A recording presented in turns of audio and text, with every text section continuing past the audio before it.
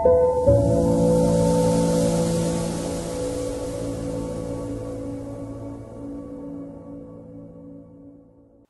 కవిత. Hi అక్క. ఇంత అనారోగ్యం ఉన్నప్పటికీ కూడా మీకంటూ ఒక ప్రత్యేకమైన గుర్తింపుని ఎట్లా కాపాడుకున్నారు? కానీ ట్రాన్స్ప్లాంట్ అనేది ఇంకొక లైఫ్ రీగెయిన్ చేసిన తర్వాత నేను నా బాడీని అర్థం చేసుకుంటూ బాడీని బాధ పెట్టకుండా నేను చేయాలనుకునే పనులు ఆల్మోస్ట్ ఒక 80% చేసిన. నేను ఒక లాంగ్ ప్రిపరేషన్, ఇంకా సివిల్స్ అనే ఆలోచన తీసేసిన. ఎందుకంటే నా కెపాసిటీ అర్థమైంది. నేను ఇంకా అదే ఆలోచనతో ఉండి అదే స్థాయిలో ప్రిపరేషన్ స్టార్ట్ చేస్తే ఇంకా నా బాడీ సపోర్ట్ చేయదని నాకు అర్థమైంది. ఆ స్ట్రెస్ బాడీకి ఇవ్వద్దు అనుకొని దాన్ని వదిలేసి కరీంనగర్లో ఉంటే ఇక్కడికి నేను ప్రయాణం చేయాలని ఇక్కడికి ట్రాన్స్ఫర్ చేయించుకొని ఉద్యోగం చేసుకుంటూ ప్రిపరేషన్ స్టార్ట్ చేసిన. నేను చేయాలనుకున్న పనులు చేసిన. నేను 2019లో ట్రైనింగ్కి వెళ్ళిన. అదే టైంలో ఏపీడబ్ల్యూఎల్డి థాయిలాండ్ ఫెలోషిప్ వచ్చింది. అంటే నాకంటే ఒక గుర్తింపు నేను క్రియేట్ చేసుకోగలిగిన. ఒక పక్కన కిడ్నీ ట్రాన్స్ప్లాంట్ అయిన వ్యక్తిగా కోవిడ్ రావటం అనేది చాలా సవాళ్లతో కూడినటువంటి విషయము. ఎలా ఎదుర్కొన్నారు? అనుకోకుండా కోవిడ్ రావడము, కోవిడ్లో కూడా మీరు జాగ్రత్తలు చెప్పింది, నేను జాగ్రత్తలు తీసుకుంటూ కూడా మీ అందరితో కలిసి పనిచేసిన. ఇష్టంతో చేసిన పని అది. దానివల్ల ఏం నష్టపోలేదు. కానీ ఇట్లా ఒకే ఇంట్లో ఉండేవాళ్ళం కదా చెల్లె నేను. ఆమె ఫస్ట్ కంటామినేట్ అయింది. ఇద్దరం ఒకటే వాష్రూమ్ ఆడేవాళ్ళం. నాకు సపరేట్ రూమ్ ఉన్నప్పటికీ మేమిద్దరం ఒకటే వాష్రూమ్ ఆడేవాళ్ళం. ఆమె జర్నలిస్ట్ కాబట్టి బయటకు వెళ్ళక తప్పని పరిస్థితి. ఆమె కంటామినేట్ అయింది. ఆమె ద్వారా నేను కంటామినేట్ అయినా. అప్పుడు క్రిటికల్ అయింది కోవిడ్తో. ఫస్ట్ వేవ్లో నేను కంటామినేట్ అయినా. కొత్త మందులన్నీ వాడాల్సి వచ్చింది. అప్పుడు కూడా మీరంతా ఫాలో అప్ చేసిండ్రు. డాక్టర్ సపోర్ట్తోనే, అంటే నా కిడ్నీ డాక్టర్ సపోర్ట్తోనే ట్రీట్మెంట్ చేయించుకున్నా. అప్పటికి నాకు హెల్త్ అంటే నా హెల్త్ పట్ల నాకు ఒక అవగాహన ఉంది. ఏ మందులు వాడాలి, ఏ మందులు వాడద్దు నాకు అని. అందుకోసమే నా డాక్టర్ చెప్పిన మందులు మాత్రమే వాడిన. అక్కడ కిమ్స్లో ఉన్నప్పటికీ మోషన్ సరే ఫాలో అప్ చేసింది ప్రతిదీ డాక్టర్. సో ఆయన వైపు నుంచి నాకు ఎప్పుడూ మంచి స్ట్రాంగ్ సపోర్ట్ ఉంది నా హెల్త్ విషయంలో. ఆ తర్వాత స్కూల్కి మళ్ళీ వెళ్తుంటే, అంటే స్కూల్స్ రీఓపెన్ అయిన తర్వాత కోవిడ్ వ్యాక్సిన్స్ వేయించుకోవాలని ఖచ్చితంగా ఒక సర్క్యులర్ వచ్చింది. అయితే అప్పుడు నేను ఏదైనా మ్యానిపులేట్ చేసి కోవిడ్ వ్యాక్సిన్ వేయించుకోకుండా సర్టిఫికేట్ ప్రొడ్యూస్ చేస్తే అయిపోయి శాలరీ యాప్ వేయడం వల్ల నేను హడావుడిగా భయంతో వెళ్ళి వ్యాక్సిన్ వేయించుకున్నాను. అది కూడా డాక్టర్ సరే అమ్మాయి విజిలెన్స్ బస్సులో ఏమైతే వేయించుకో చూద్దామని అన్నారు. వేయించుకున్నా. అట్లా కొద్దిగా నా ఇమ్యూనిటీ బూస్ట్ అయింది. అదే టైంలో నేను ఎనిమిక్ అవ్వడం స్టార్ట్ చేసిన. పూర్తిగా ఎనిమిక్ అయ్యేదాకా చూసుకోలేదు నేను. ఇంకేమైందంటే కొంచెం నా ఫుడ్ హ్యాబిట్స్ మారుతూ వచ్చినాయి. అంటే మెయిన్గా నేను ఎప్పుడు రెగ్యులర్గా ట్రాన్స్ప్లాంట్ అయిన తర్వాత నుంచి బాయిల్డ్ ఎగ్స్ తినేదాన్ని. ఆ తర్వాత బాయిల్డ్ ఎగ్స్ మానేసిన. తర్వాత ఇక్కడ స్కూల్కి వచ్చిన తర్వాత అంతకుముందు చాలా స్ట్రిక్ట్గా పనిచేసేదాన్ని. ఎప్పుడైతే ఆరోగ్యం పాడే ఇక్కడికి వచ్చిందో నా ఆరోగ్య పరిమితి దృష్ట్యా నేను కొంచెం వెనుకబడినట్టు ఉండేదాన్ని ఉద్యోగంలో. అట్లా కాదు, నేను ప్రూవ్ చేసుకోవాలి. ఏమంటే రికమెండేషన్లో వచ్చింది, సరిగ్గా ఉద్యోగం చేయదు ఈమె అనే ఫీలింగ్లో ఉండేవాళ్ళు. సరిగ్గా ఉద్యోగం చేయదంటే ఎప్పుడు లీవ్స్ పడతాయని. నా బ్యాడ్ టైం ఏంటో కానీ ఇక్కడికి రాగానే నేను ఒక బస్తీలో పనిచేయాల్సి వచ్చింది. ఆ పిల్లలు ఈ గార్బేజ్ కలెక్టర్స్ పిల్లలు ఎక్కువ. నేను ప్రైమరీ స్కూల్కి వచ్చిన పిల్లలతో దగ్గర కూర్చొని వాళ్ళని దగ్గరకు తీసుకొని చెప్తే తప్ప పిల్లలకు అర్థం కాదు. దట్ ఇంకా ఈ పిల్లలు కంప్లీట్గా ఎడ్యుకేషన్ బ్యాక్గ్రౌండ్ లేని పేరెంట్స్ నుంచి వచ్చిన వాళ్ళు. వాళ్ళకు చదువు విలువ తెలియని పేరెంట్స్. ఊరికి తోలుతున్నామంటే తోలుతున్నాం అన్నట్టే ఉండేది. ఆ పిల్లల్ని చేపట్టుకొని రాయించాల్సి వచ్చేది. నాకు ఊరికి స్కేబీస్ వచ్చింది ఇక్కడికి వచ్చిన తర్వాత. స్కేబీస్తో పాటు ఇక్కడ కూడా వాష్రూమ్ లేదు, వాటర్ ఫెసిలిటీ లేదు. ఇంకా నేను అంతకంటే ముందు కన్నా ట్రాన్స్ప్లాంట్ తర్వాత వెరీ సెన్సిటివ్ ఉంటుంది నా బాడీ. తొందరగా ఇన్ఫెక్షన్స్ వస్తాయి. అందుకే ఇక్కడ కూడా నేను యూరిన్ రిటైన్ స్టార్ట్ చేసిన 9 నుంచి 3:30 వరకు. దాన్ని యూరిన్ రిటైన్ చేయాలంటే ఫస్ట్ వాటర్ తక్కువ తాగాలి. ఈ వాటర్ తక్కువ తాగడము, ఈ పిల్లలతో నాకు ఇన్ఫెక్షన్స్ రావడం, కోవిడ్ తర్వాత ఇంకా సెన్సిటివ్ అయ్యి ఇంకా ఈ చిన్న చిన్న ఇన్ఫెక్షన్స్ తోటి నాకు ఎనిమిక్ అవ్వడము, హెల్త్ ఇంకా వీకెన్ అవ్వడము, తర్వాత ప్రోటీన్ లాస్ అవ్వడం యూరిన్లో, ఇట్లా అయ్యి ఆటో ఇమ్యూన్ అయింది.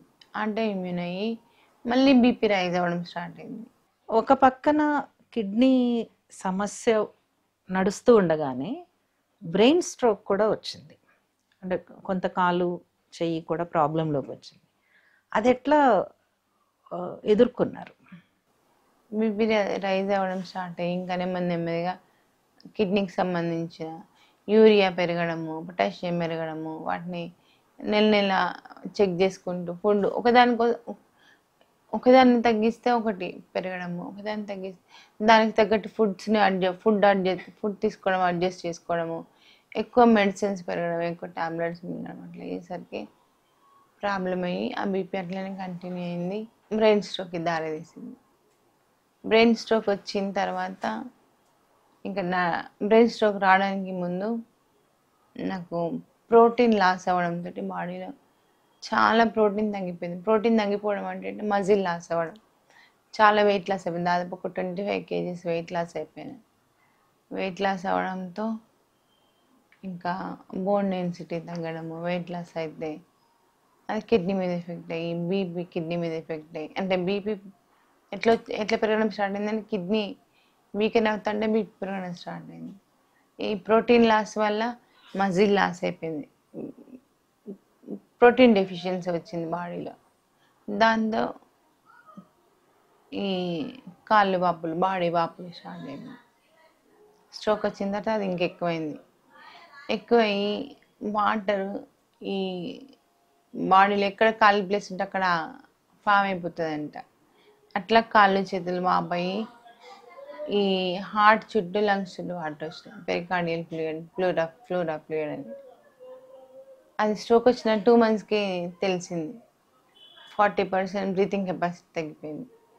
అట్లా ఇంకా హాస్పిటల్కి అంకితం అవ్వాల్సి వచ్చింది. పెరికార్డియల్ ఫ్లూయిడ్, హార్ట్ చుట్టూ ఉన్న వాటర్ని ముందు నుంచి పిక్టైల్ బట్టి తీస్తే వాటరే కాకుండా మొత్తం బ్లడ్ కూడా రావడము, ఇంకా ఎనిమిక్ అవ్వడము, ఎవ్రీ ఆల్టర్నేట్ 2-3 weeksకి ఒకసారి బ్లడ్ ఇన్ఫ్యూజ్ చేయడము, అట్లా ఇంకా ఎక్కువ ప్రాబ్లమ్స్, ఇన్ఫెక్షన్స్ ఫేస్ చేయడము. అట్లా అయ్యేసరికి వాటర్ తగ్గపోయేసరికి వెనకాల హార్ట్కి హోల్ పెట్టి పెరికార్డియల్ విండో పెట్టి వాటర్ తీయడము.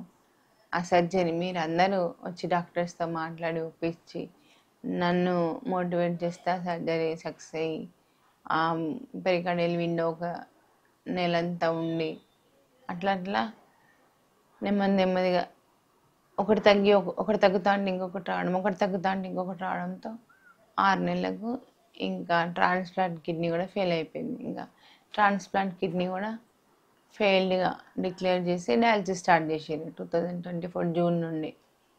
అంటే మీ ట్రీట్మెంట్కి ఎంత ఖర్చు అవుతుంది? ఇంకా కొత్త ప్రొసీజర్ స్టార్ట్ అయింది నిమ్స్లో, HDF అని. అది అడ్మిషన్లో ఉన్నప్పుడు చేసి చూస్తే అది నాకు రిజల్ట్ ఇవ్వడం కనిపించింది. కాకపోతే ఖర్చుతో కూడుకున్న పని, నాకు హెల్త్ కార్డులో రాదు. ఆయన ఫ్రెండ్స్ సహాయంతో HDF చేసుకుంటూ నెమ్మదిగా ఇన్ఫెక్షన్ తగ్గిపోయి కాస్త మళ్ళీ మజిల్ రీగెయిన్ అవుతూ కొంచెం తినడం స్టార్ట్ చేయడం, మజిల్ రీగెయిన్ అవ్వడంతో ఫిజియోథెరపీ, డయాలసిస్ వల్ల వచ్చే రిజల్ట్ అంతా కలిపి కొద్దిగా లేచి నడవగలుగుతున్నాను. దాదాపు 9 నెలలన్నర, ఆల్మోస్ట్ 10 నెలలు కంప్లీట్గా బెడ్ రెడ్ అని ఉన్నాను నేను. కిడ్నీకి సంబంధించిన ఆరోగ్యంలో ప్రజలకు ఉండాల్సినటువంటి అవగాహన ఏమిటి? ఎలా తెలుసుకోగలుగుతాము? కిడ్నీ అనేది గుండె కన్నా కూడా చాలా ఇంపార్టెంట్ అవయవం బాడీలో. ఎందుకంటే అదొక క్లీనింగ్ వ్యవస్థ అది బాడీలో. మనం తింటున్నప్పుడు అంటే ఇంటిని అన్నీ తెచ్చి డంప్ చేసుకున్న తర్వాత వాటిని ఒక సక్రమంగా మనం క్లీన్ చేసుకోకపోతే ఆ ఇంట్లో ఉండలేము. మన శరీరం కూడా అంతే.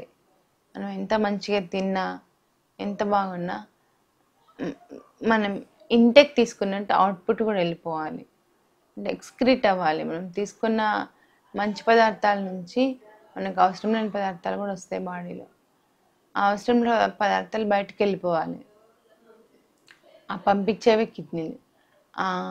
శుభ్రం చేసే వ్యవస్థ సరిగ్గా లేకపోతే ఇల్లు ఏ విధంగా పాడైపోతుందో, చెత్త చెత్త అవుతుందో, దుర్గంధం వస్తుందో, మన శరీరం కూడా అట్లనే పాడైపోతుంది.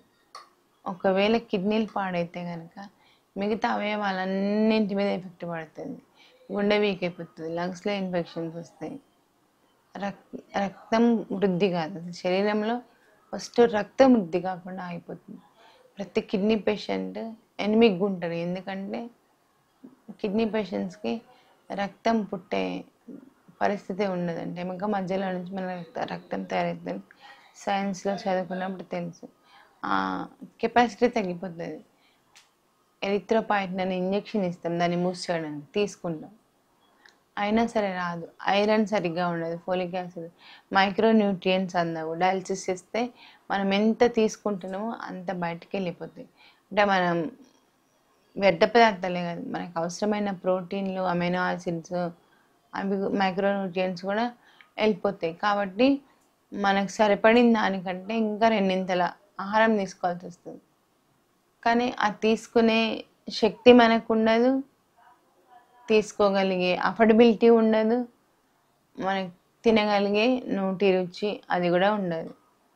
కాబట్టి తీసుకోలేం, లాస్ అయిపోతూ ఉంటాయి. తీసుకునే ఆ కొద్దిపాటి కూడా లాస్ అయిపోతూ ఉంటాయి. దాంతో మన లైఫ్ స్పాన్ తగ్గిపోతుంది. రికవరీ అయ్యే ఛాన్స్ చాలా తక్కువ ఉంటుంది. మీకున్న ఆసక్తుల్లో సాంస్కృతిక రంగం కూడా ఒకటి. ఆ ఆసక్తి గురించి చెప్పండి. నాకు ఇష్టము ఉండే ఫస్ట్ నుంచి కూడా మల్టీ టాస్కింగ్ అంటే ఎక్కువ ఇష్టం. ఇంట్లో పనులు కూడా, అంటే ఇంట్లో పనుల నుంచి ఏది తాత్సారం చేయడము, ఒకటే పని పట్టుకొని ఉండడము నాకు ఇష్టం ఉండదు. చాలా క్విక్గా చేస్తే ఏదైనా చదవడమైనా రాయడమైనా, అంటే ఈవెన్ చిన్నప్పటి నుండి చదవడమైనా హోంవర్క్ చేయడమైనా, ఈవెన్ ఇంట్లో పని గిన్నెలు కడగడము, ఊడవడము, తుడవడము, ఏ పని చేసినా చాలా ఫాస్ట్గా నీట్గా పర్ఫెక్ట్గా చేయడం అలవాటు. అట్లాగే ఒకటే పట్టుకొని ఇంతే నాకు కెపాసిటీ అనేది కాకుండా ఎక్కువ, అంటే నాకు ఎక్కువ చెయ్యడము, అది చేస్తున్నప్పుడు వచ్చే అప్రిషియేషన్ నాకు ఒక బూస్టప్ లాగా ఉండేది. పాజిటివ్ జెలస్ ఉండేది నాకు. అంటే ఏది చేసినా నేనే ముందు చేయాలి అని, నేనే చేయాలని పాజిటివ్ జెలస్ ఉండేది చిన్నప్పుడు. అది రాను రాను ఎక్కువ అయిపోయింది. నాకు చాలా విషయాలు ఇంట్రెస్ట్. నేను మీకు చెప్పిన కదక్క ముందే, బాగా రాయాలనిపించేది. అంటే ఏదైనా నాకు ఇమాజినరీ వరల్డ్ అంటే ఎక్కువ ఆలోచిస్తూ ఉంటాను నేను. తర్వాత నాకు ఎక్కువ వినడం అలవాటు, గమనించడం అలవాటు. ఏదైనా ప్రయాణం చేసినా, కొత్త ప్లేస్లోకి వెళ్ళినా పరిసరాలని బాగా వినడానికి, అబ్జర్వ్ చేయడానికి ఇష్టపడతా. ఇంకా నన్ను మా అమ్మమ్మ పెంచింది, అమ్మ కాకుండా. ఆమె ఇప్పుడు నాతో ఎక్కువ మాట్లాడుతుండే. అనుభవాలు, ఆమె పనులు, ప్రతిదీ ఆమె నేర్పించింది. ఆమె మాటలు, ఆమెతో పడుకున్నప్పుడు ప్రకృతిని గమనించడం, ఆమె వ్యవసాయ పద్ధతులు ఆమె ఎట్లా చేసేది. ఏమో ఆమెకి వేరే మాట్లాడే వాళ్ళు లేకనో లేదంటే వినేవాళ్ళు, నిజానికి ఆమెను వినేవాళ్ళు ఉండకపోయేవాళ్ళు. నాకు చాలా విషయాలు చెప్పేది ఆమె. ఎప్పుడు నేను ఆమె తోకబట్టుకునే ఉండేదాన్ని. ఆమె ఇంట్లో ఎక్కువ కూరగాయలు ఉండే, వ్యవసాయం చేసిన మనిషి, మంచి రైతు ఆమె. చాలా పెద్ద కుటుంబాన్ని లీడ్ చేసింది ఆమె. ఇట్లా ఆమె అన్ని రీకాల్ చేసుకుంటూ చెప్పేది. నాకు అప్పుడు కథల్లాగానే అనిపించేది అవి నాకు. ఇప్పుడు చూసుకుంటే చాలా విలువైన విషయాలు అవన్నీ, నిజంగా విలువైన విషయాలు. సో ఇవన్నీ నాకు ఇంట్రెస్ట్ ఉండేవి. వీటన్నిటి నేను ఏం చేస్తాను అంటే, ఆమె చెప్పినవన్నీ ఇప్పుడున్న పరిస్థితులకు అన్వయించుకొని గమనిస్తే అవి నాకు చాలా వాల్యుబుల్ విషయాలు అనిపించి అట్లా దాన్ని ఇప్పుడున్న పరిస్థితుల్లోకి నేను ఇంకా ఎక్కువ రీసెర్చ్ చేయడానికి ఇంట్రెస్ట్ చూపించింది. అట్లనే నాకు ఇప్పుడు మహిళా రైతాంగ పోరాటం కానీ, ఫెమినిస్ట్ విషయాలు, అంటే అప్పుడు ఆమె చెప్పిన దళిత ఫెమినిస్ట్ ఇష్యూస్ ఇవి కానీ, తర్వాత వ్యవసాయానికి సంబంధించిన విషయాలు, తర్వాత ఎడ్యుకేషన్ లేకపోవడం వల్ల వాళ్ళు అప్పుడు ఏ పరిస్థితులు ఎదుర్కొన్నారో ఎడ్యుకేషన్ ఎట్లాంటి మార్పు తీసుకొచ్చింది, దాన్ని అంబేద్కర్ మూమెంట్తో కలిపి, సావిత్రిబాయి ఫులే మూమెంట్తో కలిపి ఇప్పుడున్న పరిస్థితుల్లో నేను చూడడం, అట్లా ఎడ్యుకేషన్ మీద ఇంట్రెస్ట్ రావడము, ఇటు ఫెమినిస్ట్ మూమెంట్లో ఇంట్రెస్ట్ రావడము, ఇవన్నీ నాకు గొలుసు కట్టుగా బాగా ఇంట్రెస్ట్ నాకు ఎట్లా అంటే బాగా ఆకలి మీద ఉన్న వ్యక్తికి మంచి ఫుడ్ దొరికినట్టు అట్లా అనిపించి, దానికి తోడు ఇట్లా మీ అందరి సపోర్ట్ ఇంకా ఎక్కువ అనిపించాయి. మెయిన్గా అన్వేషికి రావడం అనేది నిజంగా నా లైఫ్లో ఒక టర్న్, ఏంటంటే ఒక కనెక్టింగ్ బ్రిడ్జ్ లాగా దొరికింది నాకు అన్వేషి. అంటే డయాలసిస్ చెయ్యటానికి చాలా ఖర్చు అవుతుంది. అట్లాంటి వ్యవస్థలు, మద్దతు వ్యవస్థలు ఏమేమి ఉన్నాయి?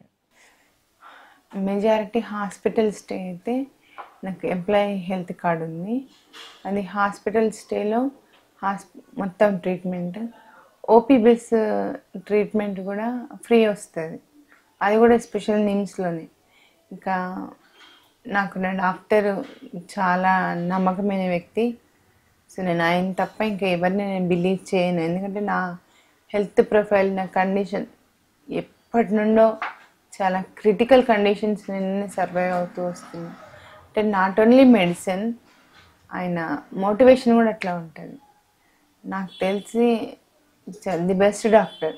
మీరు ఆన్లైన్లో చెక్ చేసిన ఏషియాలోనే మంచి one of the best nephrologist ఆయన. కాబట్టి నేను రావడం ఒక మంచి డాక్టర్ చేతిలో ఉన్నాను. డాక్టర్ శ్రీభూషణ్ రాజు గారు నిమ్స్లో నెఫ్రాలజీ హెచ్ఓడి ఆయన ప్రొఫెసరు. సో ఆయన డిఎమ్స్ కూడా, ఆయన దగ్గర చదువుకునే రెసిడెంట్స్ కూడా అంతే కేపబుల్ డాక్టర్స్ ఉంటారు. సో కాబట్టి NIMS super speciality hospital, multi speciality hospital stay, OP based treatment అంతా నాకు ఎంప్లాయీ హెల్త్ కార్డులో ఫ్రీ వస్తుంది. అయితే ఇప్పుడు నేను డయాలసిస్లో అడ్వాన్స్ డయాలసిస్ చేసుకుంటున్నా, హీమోడయాఫిల్ట్రేషన్ అని. అది వెస్ట్రన్ నుంచి మనం తీసుకున్న ట్రీట్మెంట్. అది ఓన్లీ నిమ్స్లోనే ఉంది 2 తెలుగు రాష్ట్రాలలో. ఈవెన్ ప్రైవేట్ హాస్పిటల్స్ చూస్తే కూడా నిమ్స్లోనే ఉంది. అది చేసుకున్నది ఒక్కటి పేయింగ్లో ఉంది. Per sitting 3000. ఇదివరకు 2500 ఉండే, లాస్ట్ మంత్ నుంచి 3000 అయింది. నాకు వీక్లీ 3 days డయాలసిస్ ఉంటుంది కాబట్టి అది ఎక్స్పెన్సివ్. నాకు వారానికి 9000 అంటే చాలా ఖర్చుతో కూడుకునేది. అట్లనే ఇంజెక్షన్స్, నేను చెప్పినట్టు కిడ్నీ పేషెంట్స్కి వాళ్ళ బాడీలో, అంటే ఇప్పుడు నార్మల్గా మీలాంటి వాళ్ళకు బ్లడ్ బాడీలో ఇంప్రూవ్ అయినట్టుగా కిడ్నీ పేషెంట్స్కి, డయాలసిస్ పేషెంట్స్కి ఇంప్రూవ్ అవ్వదు. ఖచ్చితంగా ఎరిథ్రోపాయిటిన్ ఇంజెక్షన్స్ తీసుకోవాలి. అది కూడా ఖర్చుతో కూడుకునేది. అది ఒక్క ఇంజెక్షన్ 1500 ఉంటుంది. అది డయాలసిస్ రోజే వేసుకోవాలి, డయాలసిస్ అయిన వెంటనే. అట్లనే ఐరన్ తగ్గితే ఐరన్ ఇంజెక్షన్స్, అవి కూడా 1000 అబోవ్ ఉంటాయి. ఇంకా మెడిసిన్స్, ఎక్స్పెన్సివ్ మెడిసిన్స్ అన్నీ. సో వీటికి ఖర్చు అవుతుంది. ఇంకా నేనే మెయిన్ ఫ్యామిలీ రన్నర్ని కాబట్టి ఇట్లా అయినా కొడుకు చదువు, ఫ్యామిలీ ఎక్స్పెన్సెస్ అన్నీ చాలా ఎక్కువ అవుతున్నాయి. మీ బాబు ఏం చదువుతున్నాడు? బీటెక్ సెకండ్ ఇయర్ ఇప్పుడు. ఎక్కడ? పంజాబ్లో చదువుతున్నాడు. సో ఇవన్నీ నాకు స్ట్రోక్ వచ్చినాయి 16 నెలల నుంచి. మొత్తం నా ఫ్రెండ్స్ చూసుకుంటున్నాను. నా కొడుకు చదువు, నా మందుల ఖర్చు. ఎందుకంటే నేను పెళ్ళైందా నుంచి ఉద్యోగం, నాకు ఫ్యామిలీ బ్యాక్గ్రౌండ్ ఏం లేదు. పేరెంట్స్ కూడా నా మీద డిపెండ్ అయిన వాళ్ళ తమ్ముడు చెల్లె కూడా. అప్పుడు పెళ్ళైన ఆ టైంలో కూడా హస్బెండ్ పనిచేసి నాకు ఇచ్చింది ఏం లేదు. ఇంకా ఆయన బిజినెస్ చేయడానికి నేను లక్షల లోన్స్ తీసి అప్పులు ఇచ్చిన. డివోర్స్ అయిన తర్వాత అన్నీ నా మీదనే పడ్డాయి. ఎందుకంటే నా పేరుతో తీసుకున్న లోన్స్ కాబట్టి. అవన్నీ తెరవడానికి నాకు 2015 దాకా పట్టింది.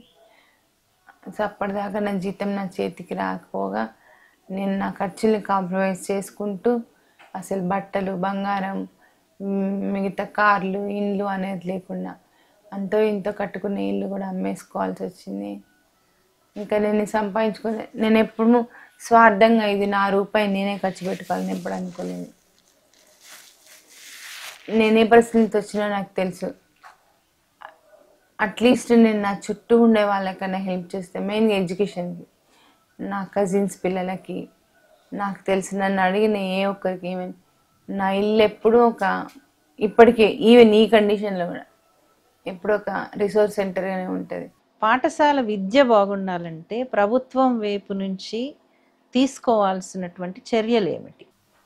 బడ్జెట్ అలొకేషన్స్ పెంచి పాఠశాలల్లో ఇన్ఫ్రాస్ట్రక్చర్ పెంచాలి కంపల్సరీ. తర్వాత టీచింగ్ ఫ్యాకల్టీని పెంచాలి. ఈరోజు పాఠశాలని ఊడ్చే వ్యక్తులు కూడా లేరంటే, ఇదివరకు స్కావెంజర్ అని చెప్పి ఒక పోస్ట్ని ఇచ్చి వాళ్ళకి కన్సల్టేషన్ పే ఇచ్చేవాళ్ళు 2000 3000, అది కూడా తీసేస్తున్నారు.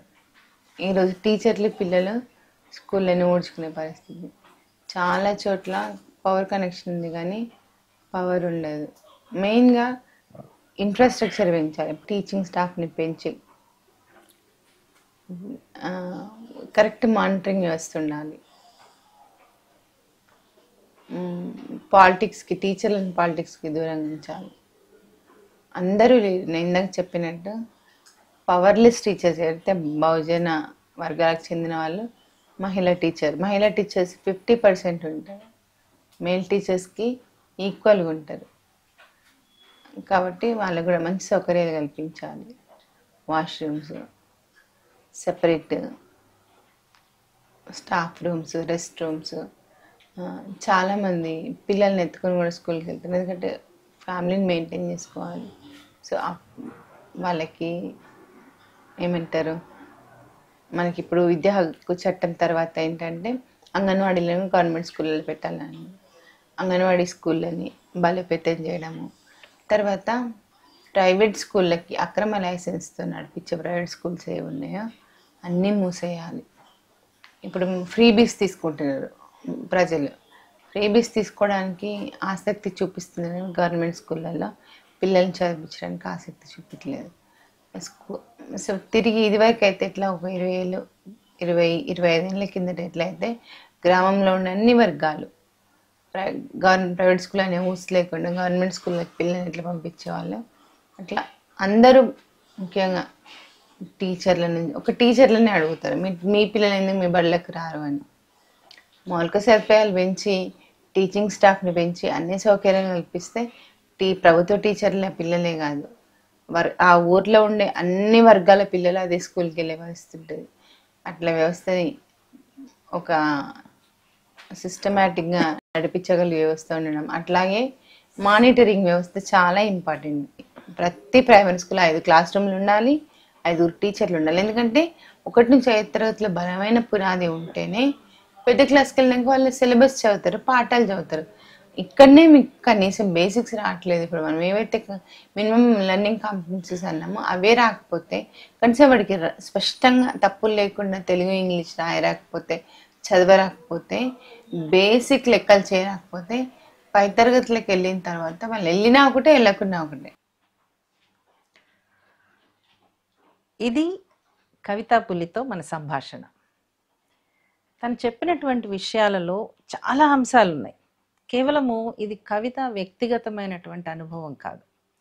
అంటే ఒక పని చేసే చోట సౌకర్యము అనేటటువంటిది మరీ ముఖ్యంగా ఆడపిల్లలకు సంబంధించి, స్త్రీలకు సంబంధించినటువంటి టాయిలెట్స్ లేకపోతే కనుక జరిగేటటువంటి పరిణామం ఏంటి అంటే, పొద్దుటి నుంచి సాయంత్రం వరకు టీచర్లు కానీ ఆడపిల్లలు కానీ మూత్రాన్ని ఆపుకునేటటువంటి పరిస్థితి ఎదురవటం.